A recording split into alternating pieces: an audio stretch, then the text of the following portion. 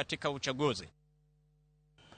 Weg ute ma bende jikodese bombe mopogore opogore ojiw mondo obed motang' kod jok mabiro dak e utegi kaka yor konyo kedo kod midhiero mag kuo kod nek.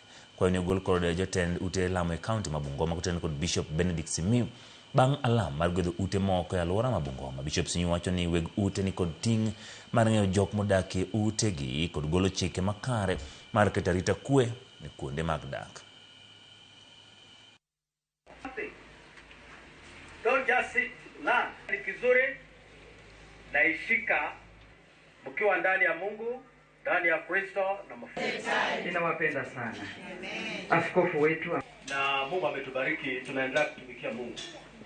Kama hujaenda kanisani, unaweza kuangalia from 11 to 12:30. Tarehe 22. According to the government of Kenya, when you receive a tenant, you should know them.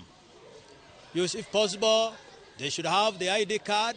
You should know where they come from and what they are doing.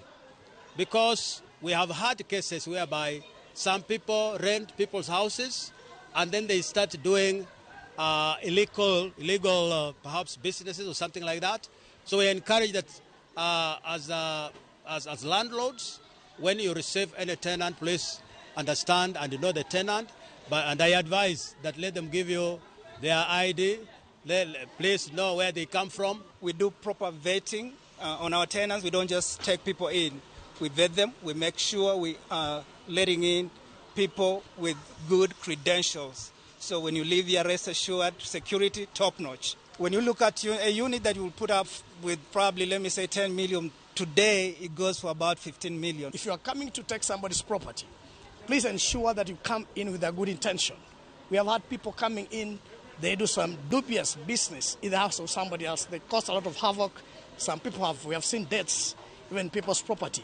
So I pray that those people come to rent in, they do the right thing. County